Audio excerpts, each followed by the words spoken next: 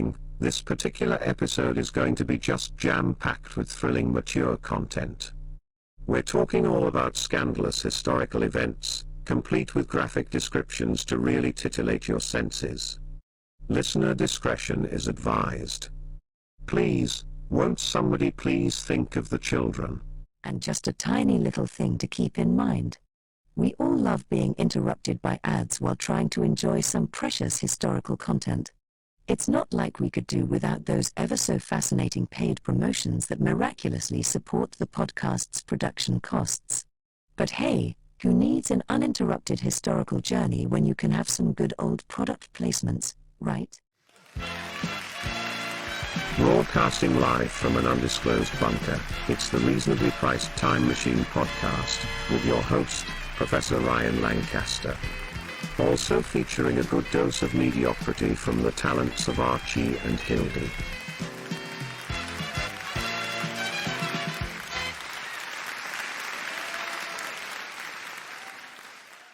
Episode 65, Whistle Stops and Illuminating Watts. Ladies and gentlemen, welcome to the Reasonably Priced Time Machine podcast, where we explore the uncharted depths of history with all the enthusiasm. I'm your host, Professor Lancaster, and with me, as always, are my trusty time-traveling sidekicks, Archie and Hildy. We're like the DeLoreans of historical banter, but without the gull-wing doors. And with way fewer flux capacitors. So grab your popcorn, because today we're diving headfirst into the Great Railroad Strike of 1877. It's like the original train wreck of labor disputes. Choo-choo. All aboard the Discontent Express. And if that doesn't derail your optimism, we've got the man who captured motion faster than a caffeinated squirrel, Edward Muybridge. And let's not forget the bright idea guy himself, Thomas Edison, who invented the light bulb so we could see all the darkness in the world. A true beacon of illuminating inventions. Next stop, the Carlisle Indian Industrial School, where they turned cultural appropriation into a curriculum. That's a history lesson with a bitter aftertaste. And finally, we'll get physical with Dudley Allen Sargent, who was basically the 19th century Tony Stark of physical education. Yeah, he made working out look like a Victorian action movie. He would have definitely crushed it on Instagram. So, if you're ready to step into our reasonably priced time machine and explore history's most remarkable whats, whens, and whys, then buckle up. Join us as we unveil the seen and unseen of the past. And remember, we're the podcast that makes history a blast from the past. Because in the grand scheme of things, everything is just history. Introduction. From 1877 to 1889, the United States grappled with a profound identity dilemma. At a crucial crossroads, the nation wrestled with contemplating its destiny, asking, which course do we envision taking as we progress? This era, situated neatly between the repercussions of the Civil War and the onset of the 20th century, experienced significant occurrences that shaped the political, social, and economic landscape of the cherished United States. Let's kick things off with the big finale of Reconstruction in 1877.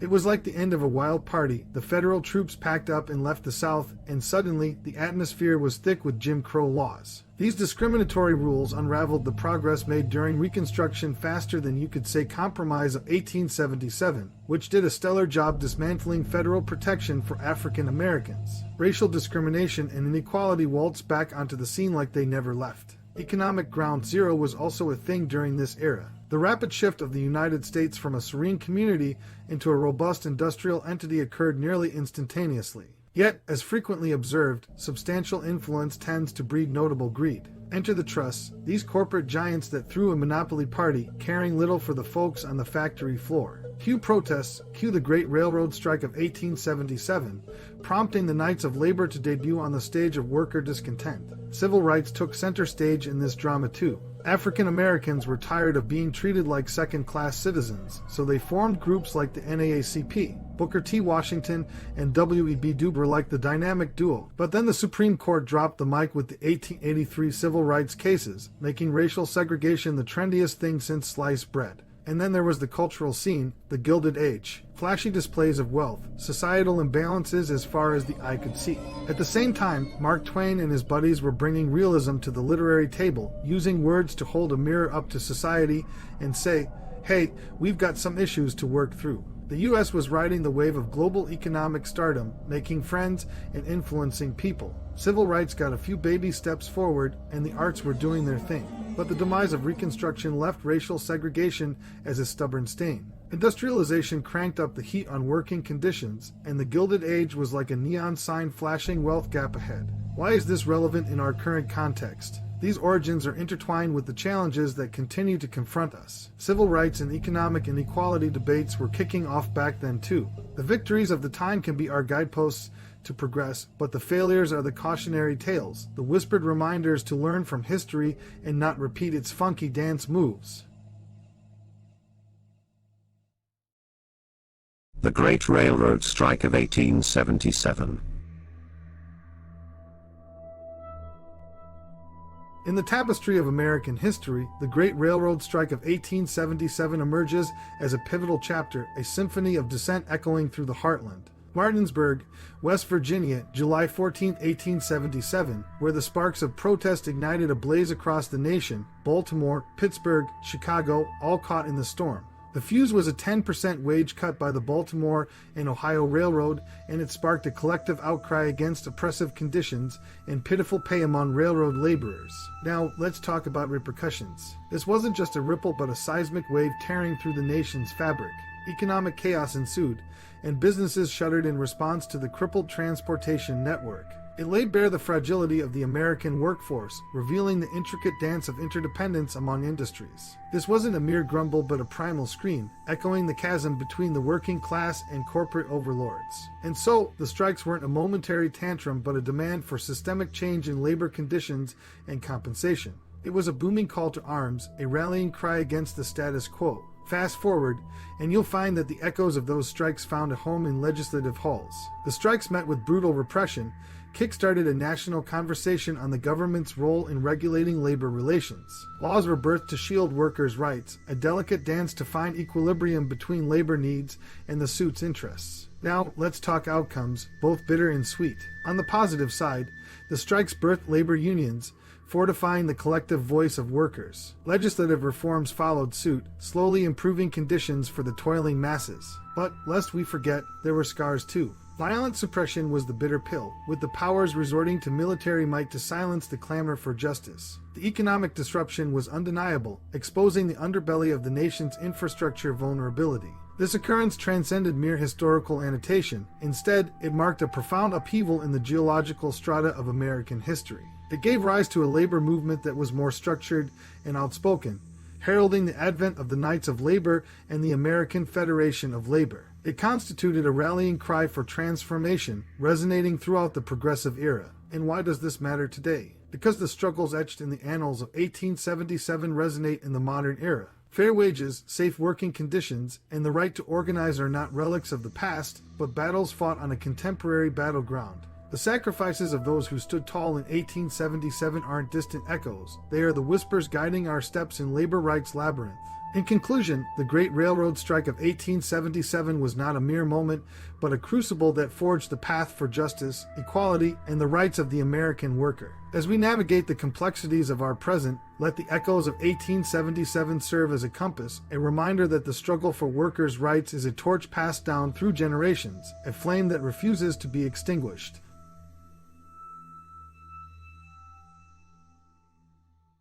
Edward Muybridge. In the grand pantheon of photographic innovators, Edward Muybridge emerges as a time-traveling luminary whose lens-focused exploits resonate through the corridors of history. Born in 1830 on the British Isles, and later transplanting himself to the American terrain in the 1850s, Muybridge stands as a photographic trailblazer whose reverberations extend across the eons. This treatise delves into the Muybridgean Odyssey, a saga marked by the seismic ripples he unleashed on the stagnant pond of motion photography. His indomitable spirit in capturing movement birthed a paradigm shift, etching an indelible narrative across scientific, artistic, and cinematic landscapes. Muybridge's initial sojourns into the visual realm were anchored in the fertile grounds of landscape photography, a precursor to the groundbreaking endeavors that lay ahead. The pivotal moment in his career materialized in 1872 when Leland Stanford, a Californian potentate draped in the dual cloaks of former governor and racehorse proprietor, beckoned Muybridge to the center stage. The task at hand: settle the age-old dispute on whether a galloping horse's hooves ever truly parted ways with terra firma. This wasn't just a commission, but the pivotal plot twist in Muybridge's photographic narrative. To unravel the equine mystery, Muybridge unfurled a novel gambit. Aligning a cohort of cameras along a racetrack, triggered by the mystical dance of a tripwire, he embarked on a journey to capture the elusive cadence of a galloping steed. The resulting cascade of images, a stroboscopic revelation, confirmed that all four hooves soared aloft at some juncture during the equine ballet. The implications of this photographic coup were profound. It was the maiden instance of motion encapsulated within a series of still frames, an epochal moment with ripples that traversed the dimensions of time. Muybridge's lens, now baptized in the transcendental waters of motion, continued its voracious gaze. From humans to animals, and even the industrial behemoths on iron rails, his camera lens became an omniscient spectator to life in perpetual flux. Yet, his ingenuity in projecting these frozen moments in rapid succession birthed the cinematic embryo. The embryo, now grown, evolved into the motion picture projector, heralding the dawn of a cinematic era that would redefine entertainment and communication. Beyond the celluloid realm, Muybridge's impact radiated into scientific and artistic orbits. Scientists, athletes, and artists found themselves entangled in the web of his motion studies. His meticulous documentation metamorphosed into practical applications in sports science and biomechanics, while artists such as Degas, Munch, and Picasso sipped from the wellspring of his visual musings, contributing brushstrokes to the tapestry of modern art. As we tread the labyrinth of Muybridge's legacy, shafts of light illuminate both positive and negative facets. Scientific advancement, artistic enlightenment, and technological wizardry embellish the positive tapestry. His lens, however, was not without ethical shadows, with the use of tripwires and triggering cameras casting a spectral hue upon his methods. In the mosaic of today's landscape, Muybridge's legacy persists as a vital compass needle pointing toward the historical origins of motion photography. His echoes resonate in the clicks of contemporary shutters and the whirs of modern projectors. And yet, the ethical quandaries woven into his narrative serve as provocations, beckoning us to ponder the nexus of technology, art, and ethics in our own digital epoch. In the final frame, Edward Muybridge emerges not merely as a photographer, but as an architect of temporal perception. His legacy isn't confined to the annals of history. It breathes, pulsates, and challenges us to frame our own narratives amid the relentless march of time.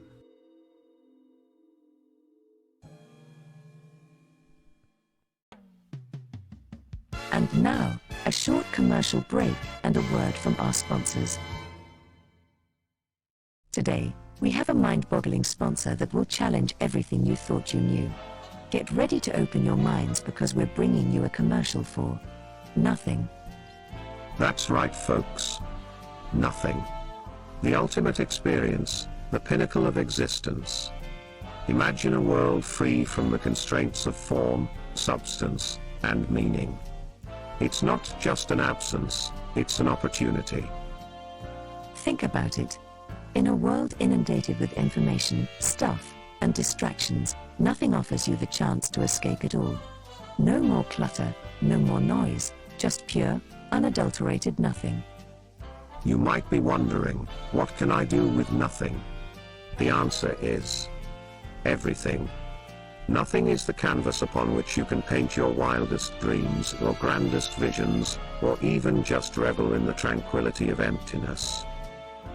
And don't worry, folks, nothing is absolutely versatile. It fits into any lifestyle. Whether you're a meditator seeking enlightenment or a minimalist decluttering your space, nothing has got you covered. But wait, there's more. For a limited time, we're offering our listeners a chance to embrace nothing like never before. Enter the code NOTHINGNESS at checkout, and you'll receive, well, absolutely nothing. That's right, the code is just as empty as the void we're selling. So, what are you waiting for? Dive into the depths of nothing. Embrace the void, let go of the tangible, and bask in the glory of emptiness. And remember, dear listeners, in a world filled with something, sometimes the most revolutionary choice you can make is to choose nothing.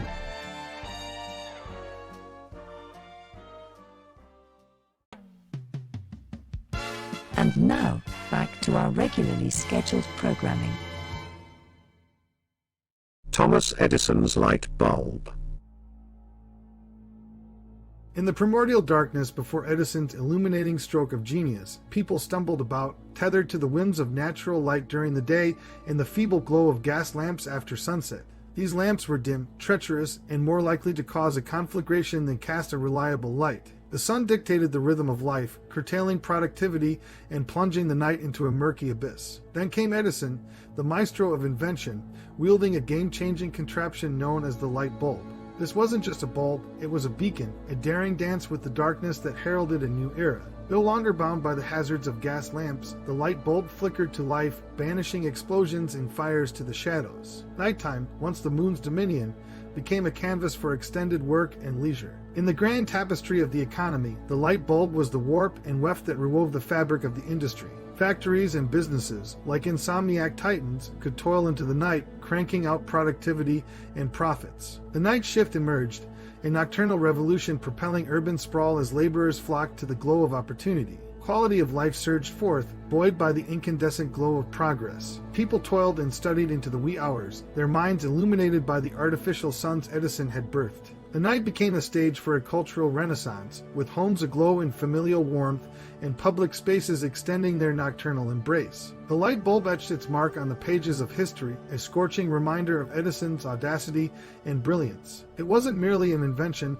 but a beacon of innovation that guided the ship of progress through the sea of the late 19th century. Edison's General Electric Company, an electrified titan born in 1892, stood as a colossus, shaping the electric dreams of an industrializing America. In conclusion, Edison's 1879 revelation wasn't just a flash in the pan, it was a supernova that reshaped the very cosmos of American existence. The economy bowed to its brilliance, the rhythms of work reshaped in its radiance, and the quality of life transformed under its glow. Today, delving into this luminous past offers a historical lesson and a stark reminder of the enduring power of innovation and its lasting imprint on society. The light bulb isn't just a symbol, it's a testament to the audacious human pursuit of a future bathed in perpetual light.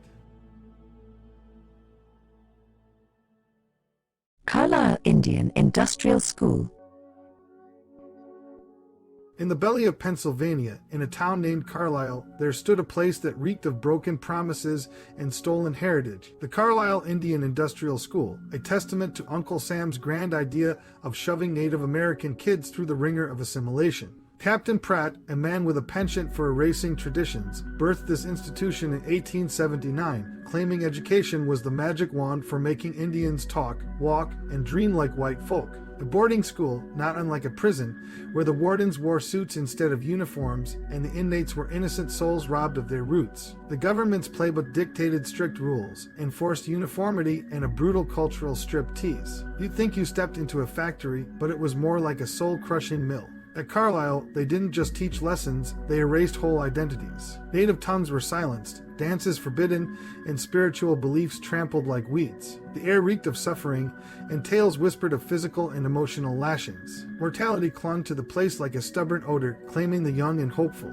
Yet, the suits deemed it a success, proudly patting themselves for ripping away bits of humanity from those they considered savages. Sure, there were cheerleaders for this cultural slaughter. They argued that the endgame was prosperity and societal blending. But look beyond the surface, and you'll find devastation. The economic opportunities promised were smoke and mirrors, and the price paid was the very soul of a people. The grand experiment left Native American communities gasping for breath as their traditions crumbled like old parchment. The scars of Carlisle run deep, etched into the DNA of generations. The snuffed-out fires of indigenous culture still cast shadows on today's landscape.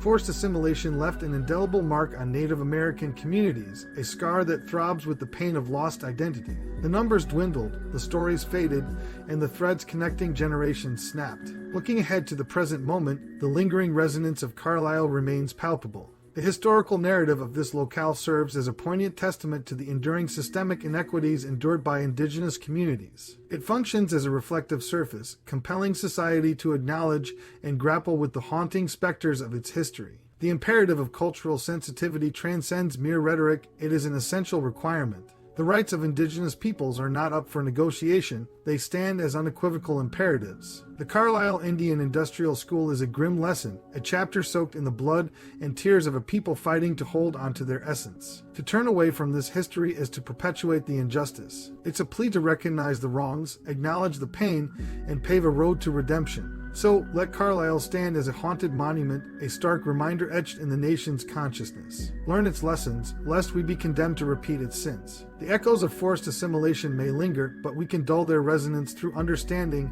empathy, and rectification. Dudley Allen Sargent. Dudley Allen Sargent might not ring a bell unless you've journeyed through time from the late 19th or early 20th centuries. He's not merely a casual explorer of physical education and exercise science, he plunged in head first, creating waves that resonate even now. Imagine Hemingway Gymnasium at Harvard University. Sargent, the director, wasn't engaged in the typical duties of a gym director. No, he transformed the space into a veritable fitness laboratory. Sargent was like the mad scientist of the gym, concocting innovative methods for sizing up physical fitness. He wasn't into vague notions. He wanted complex numbers and empirical data to make your head spin. Strength, flexibility, endurance, he measured it all, creating a playbook that modern fitness gurus still swear by. His methods became the gold standard, the kind of stuff you'd find in the fine print of gym memberships. But Sargent didn't stop at playing with numbers. No, he threw in a mix of exercises that turned the gym into a playground of physical enlightenment. Calisthenics and weightlifting weren't just for show, they became the bread and butter of fitness programs. It wasn't just about looking swole, it was about well-being, about understanding that your body and health were in cahoots. Now, the man wasn't just sculpting muscles, he was also chiseling away at societal norms. Back then, women in sports were like rare birds, heard of but seldom seen. But not on Sargent's watch. He stood there, waving the inclusivity flag, making sure women got their fair share of the fitness pie. Breaking down gender barriers, he paved the way for women to kick, lift, and sweat alongside the guys. So, why bother dusting off the Sargent history book? Well, it's a deep dive into the evolution of P and how it shaped society. His obsession with numbers and holistic well-being. That's the stuff fitness nerds geek out over. And let's not forget the gender angle. Sargent was throwing punches at gender inequality when it wasn't the cool thing to do. His legacy echoes in today's sports world, which is diverse and inclusive. Now, before raising a Sargent-shaped pedestal, let's flip the coin.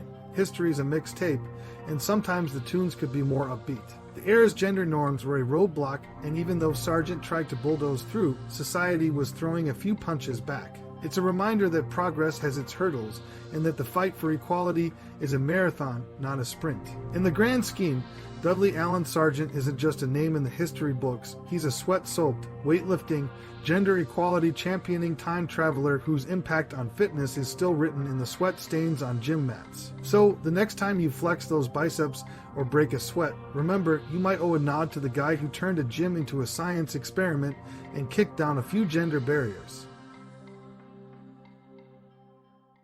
Let's give a shout out to the fantastic team behind the scenes. Our executive producers, Ryan Lancaster and Ryan Lancaster, have been the driving force. Thanks to Ryan Lancaster, our sound engineer, for ensuring our voices sound their best. Ryan Lancaster's music composition adds that perfect touch to each episode. Our diligent research team, consisting of Ryan Lancaster and Ryan Lancaster, provides valuable insights. And a nod to Ryan Lancaster and Ryan Lancaster handling all things marketing and promotion. Special thanks to our families and friends for their unwavering support and the entire creative community. And, of course, a massive shout out to our listeners. Your feedback keeps us motivated. We're proud to have recorded this episode at the Ryan Lancaster Studios, our creative hub. Remember, the views and opinions expressed in this podcast are solely those of Ryan Lancaster and our guests. Until next time, I'm Professor Ryan Lancaster, and this is the RPTM Podcast.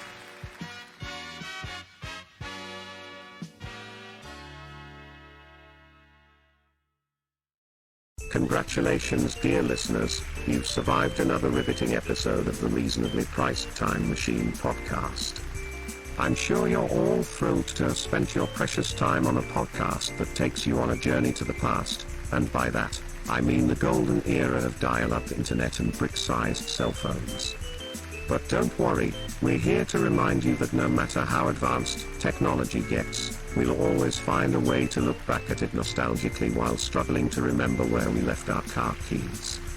If you've managed to maintain your sanity after this roller coaster of reminiscence, you might want to check out the show notes, conveniently located on the website ryanglancaster.com, because who doesn't love sifting through web pages? And hey, if this auditory trip down memory lane hasn't completely crushed your spirits, be sure to rate us on whatever platform you're using to stream this auditory antiquity, because your feedback truly keeps us stuck in the past.